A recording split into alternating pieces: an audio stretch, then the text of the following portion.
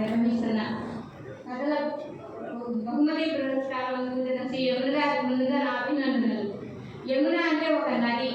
ఆ నది నిండా నీళ్లుంటాయి. ఈమె మది నిండా కథలుంటాయి. నదీ జలాలు పంటచేలను సస్యశ్యామలం చేస్తే యమున గారి కథలు సమాజానికి దిశానిర్దేశం చేస్తాయి. యమున గారు రాసిన కథలు మొత్తం 18.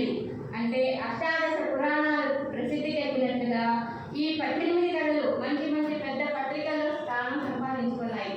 వీరు రాసిన పత్రిక ప్రతి కథలోనూ ప్రత్యేకత సంతరించుకున్నది. పక్షికి రెక్కలొచ్చాయనే సున్నితత్వమైన పూల లలితమైన పరిమళాన్ని కలబోసుకుని మనసుకు పూచిన కథలే యమున గారి కలం నుండి జారువారి పూల రేకుల్లా రాలిపడ్డాయి. ముందుగా యమున గారి పరిచయం.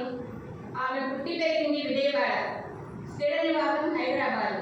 చదివింది గ్రాడ్యుయేషన్, కంప్యూటర్లో పోస్ట్ గ్రాడ్యుయేట్ చేసి డిప్లొమా పొందారు. రచనకు కారణం రెక్కలొచ్చాయి అంటూ ఎగిరే పావురాలను చూసి కొత్త కోణంలో అనుభూతి చెంది మనసుకు రంగులట్టుకుని నలుగురిలోనూ ఒక ముద్ర వేయాలని, స్మృతిమంత్రంగా ఉండాలనే ఆవేశంతో చదువుల పట్టాలు, భాష మీద పట్టు లేకపోయినా హృదయం ఉన్న భావజాల అలలను పంచుకోవడానికి చేసిన ప్రయత్నమే ఈ కథల సంపుటి. ఈమె రాసిన కథలు మరింత నలుగురు అనగానే స్నేహితులే గుర్తుకొస్తారు. స్కూల్లో చదువుకునే విద్యార్థులు ఒక తోటి విద్యార్థిని చూసి నాకు పాటల పోటీలో ప్రైజ్ వచ్చిందనగానే నీకు అక్కడ బాగా పాడేవాళ్ళు లేకపోవడమే నీకు ఈ బహుమతి వచ్చింది అంటారు. అలాగే తోటి విద్యార్థిని ఎట్టాలు చేయటం, ఇలా యథార్థంగా మాట్లాడి వాళ్ళని బాధ పెడుతూ ఉంటారు. 20 ఏళ్ల తర్వాత పూర్వ విద్యార్థుల కలయికలు అందరూ కలుసుకొని గొప్పవాళ్ళు కావడానికి కారణం కృష్ణ అనే ఆ రోజు అన్న మాటల్ని సీరియస్గా తీసుకొని వాళ్ళందరూ విజయాలు సాధిస్తారు. అంటే మనం ఏదైనా వాళ్ళ పాటలు బాగా పాడారంటే అక్కడ పాడేవాళ్ళు లేకపోవడం వల్లనే నీకు ఈ బహుమతి వచ్చింది, లేకపోతే వాళ్ళకే వచ్చేది అంటే అతను చాలా బాధపడి ఇలా యథార్థంగా చెప్తూ ఉంటే కొంతమందికి బాధ కలుగుతుంది. దానివల్ల తల్లిదండ్రుల దాకా ఈ పిల్లవాడి గురించి చెప్పడం, తగాదాలు కోట్లాడలు రావడం, ఈ విధంగా తల్లికి బాధ కలిగి ఉద్యోగరీత్యా కూడా అతను ట్రాన్స్ఫర్ కూడా చేయించుకొని వెళ్ళిపోతూ ఉంటారు. ఇలా నలుగురు కుర్రవాళ్ళు ఒకరిని ఇలా విమర్శిస్తూ ఉంటే చాలా బాధపడి ఆ తర్వాత వాళ్ళే పెద్ద స్థాయికి ఎదిగి ఒక పూర్వ విద్యార్థుల కలయికలో కలుసుకొని ఆ రోజు నేను ఇతరుల వల్లనే నేను అవమానపడ్డానని చెప్పేసి వాళ్ళందరూ మళ్ళీ మంచి స్థితిలో రావడం, ఆ నలుగురికి ఇతనే దిశానిర్దేశమైనాడని, ఆ నలుగురి వల్ల కూడా ఇతనే మంచివాడు కావడం అనేది ఈ కథ సారాంశం.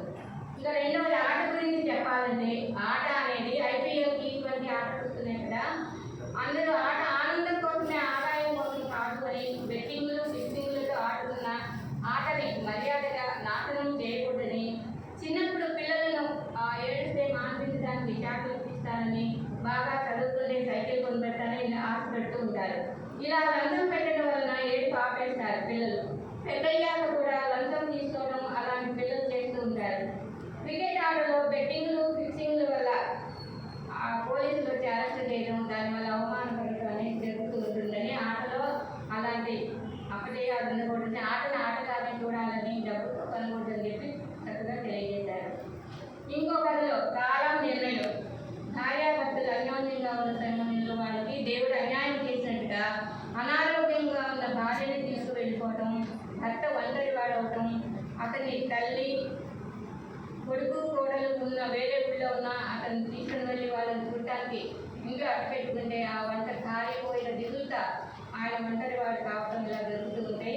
కొన్నేళ్ల తర్వాత అతను మానసికంగా బాధపడుతూ ఉండి ఒకరోజు కొడుకుతో చెప్తారు, నేను ఇక్కడ ఇలా ఉండలేను, నన్ను ఆశ్రమంలో చేర్పించమని చెప్పి. సమాజం ఏమనుకుంటుంది, కొడుకు కోడలు సరిగా చూడట్లేదని అనుకుంటారు, మేమేం తక్కువ చేశామని ఆశ్రమానికి వెళ్ళడానికి వెళ్ళేది ఉంటారు.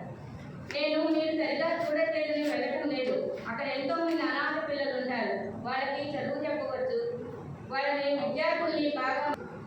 ఇంకొక కథలో చూస్తే మనసుకు రంగులు అనే కథలో చెప్పిన కథాంశం, మన పిల్లల్ని మనం ప్రేమిస్తాం, మన పరిధిలోనే ఉంచుకుంటాం, పక్కనున్న వారి పట్ల ఎదురువారి పట్ల మనకి ప్రేమించే అభిమానం సమయాన్ని బట్టి కలగకపోవచ్చు. మనం వాళ్ళతో కలిసిపోవడం ఇష్టం ఉండకపోయినా అలాంటప్పుడు ఇరుగు పొరుగు వారే మన పిల్లల్ని ప్రేమ చూపిస్తే మనం అది సహించలేకపోతాం. వాళ్ళు పక్కింటి వాళ్ళు తాతయ్య బామ్మాని చక్కగా పిలుచుకుంటూ ఆ పిల్లలతో కాసేపు సరదాగా ఆడుకుంటూ ఉంటే ఈ తల్లిదండ్రులు కూడా చూసి ఓర్వలేని తరం. ఈ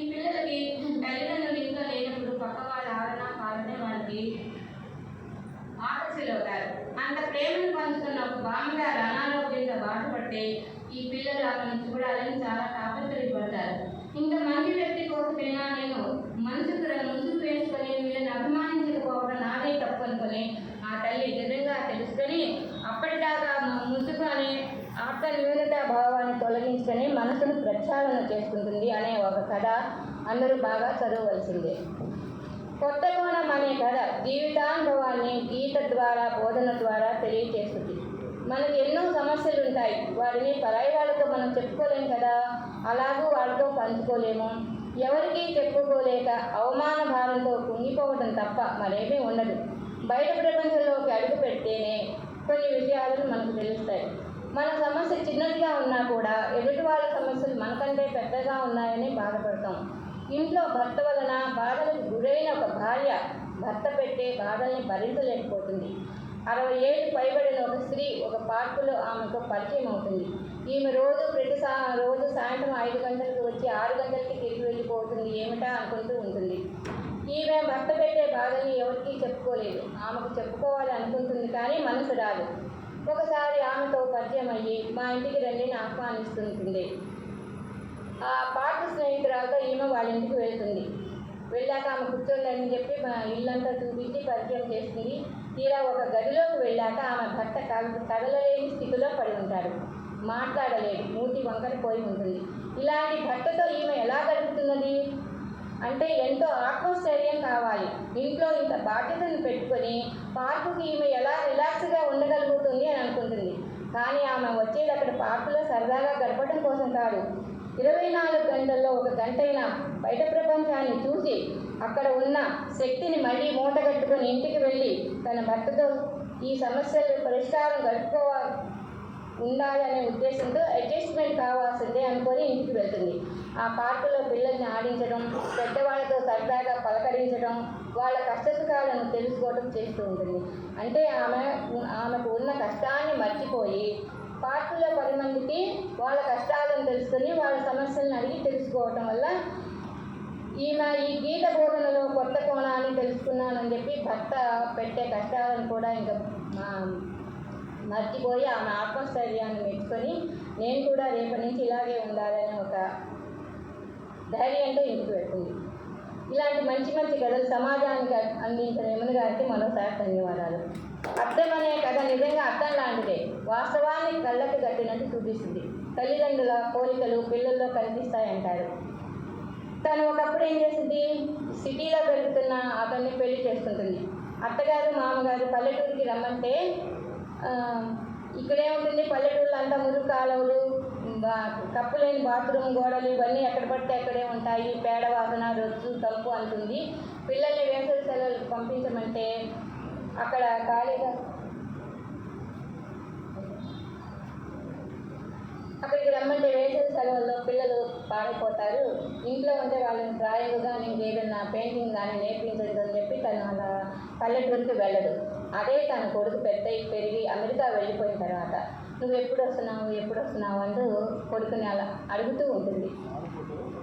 దీపావళి పండగకి ఇప్పుడు రావడానికి పిలుస్తుంటే అమ్మ ఎప్పుడు పడితే అప్పుడు రావడానికి నేనేం ఖాళీగా కూర్చోలేదు, నా భార్య ఉద్యోగానికి వెళ్తూ ఉంటుంది. ఆ ఇండియాలో ఏముంది, అక్కడంతా రాజకీయాలు, మురికాలు పక్కన అమ్మే బజ్జీల బండ్లు ఇవన్నీ ఉంటాయి, అక్కడ ఏముంటుంది, నేను ఇండియాకు రానని చెప్తాడు కొడుకు. అప్పుడు అంటే ఏంటి, తల్లి ఎలా ప్రవర్తించిందో కొడుకు కూడా అలాగే ప్రవర్తిస్తున్నాడని అర్థం అనే కథ ద్వారా తెలియజేసింది. ఇలాగే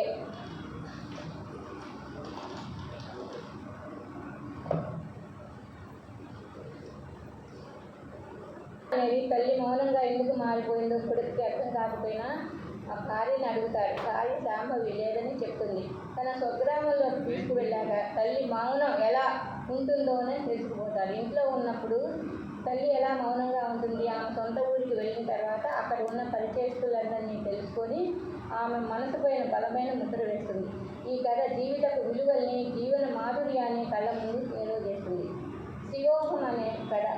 కూతురు ఇంటర్వ్యూ కోసం పూణే బయలుదేరిన తల్లి ఆ రోజు శివరాత్రి జాగరణ చేయాల్సి వస్తుంది. శివాలయం సమీపంలో దొరకపోతే దర్శించే హృదయం ఉంటే దర్శనం ఇచ్చే హృదయం బోళా శంకరుడే కదా అనుకుంటూ ఆమె శివదర్శనం అయ్యేదాకా ఆధ్యాత్మిక చింతతోనే గడుపుతుంది. ఇలా మంచి మంచి కథలు రాసి అందరికీ అమ్మ ఇష్టం, నిత్య యవ్వని నాయనమ్మ, అర్థం, ముద్ర, శివోగం, ఓ పువ్వు కథ, అమ్మ అంటే ఇష్టం అంటే ఆమెకి ఏమేమి ఇష్టం అవుతాయో అమ్మ చనిపోయినప్పుడు తెలియటానికి ఎవరు చెప్పలేకపోతారు. ఆఖరికి తన మనవుడు ఒక ఐస్ క్రీమ్ ద్వారా అమ్మమ్మకి ఇది ఇష్టమని చెప్పి తెలియజేసే కథ చాలా అద్భుతంగా ఉంది. స్మృతి మధురం, గ్లోబలైజేషన్ తన ఇష్టపడ్డ సాంఘిక ప్రాంతాన్ని ఎలా మార్చిందో, తన మధుర స్మృతుల్ని ధ్వంసం చేసిందో తెలిపే కథ. స్మృతి మధురం అనే ఒక స్మృతిగా ఎలా మారిపోయిందో తెలిపే సున్నితమైన మానవుడితో కూడిన కథ. ఇలాగే ప్రతి ఒక్కరిలోనూ తన అభివృద్ధిని కాంక్షించే రహస్య స్నేహితుడు ఉంటాడని తెలిపే కథ. రహస్య స్నేహితుడు, ఇంకా రెక్కలు వచ్చాయి, ఆ నలుగురు కథలు బహుమతి పొందిన కథలు.